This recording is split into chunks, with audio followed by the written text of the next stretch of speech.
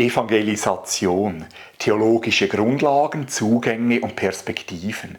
Dieses 512-seitige Mammutwerk von Andreas Jansson, David Reismann, Patrick Torieras und Professor Michael Herbst ist ein ideales Weihnachtsgeschenk für deinen Pfarrer und dich. Warum?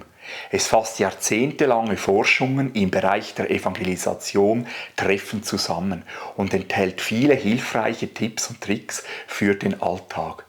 Die Autoren plädieren dafür, statt evangelisieren, die originelle Wortneuschöpfung Frohbotschaften zu verwenden, weil darin sowohl die Freude als auch die Botschaft besser zum Tragen kommen.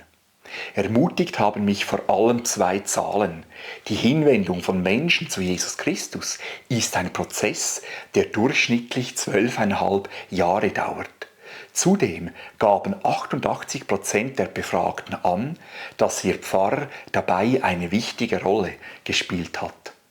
Bitte besorge dir unbedingt die zweite Auflage, weil darin meine Anmerkungen eingearbeitet wurden. Ich wünsche uns allen Gottes Segen.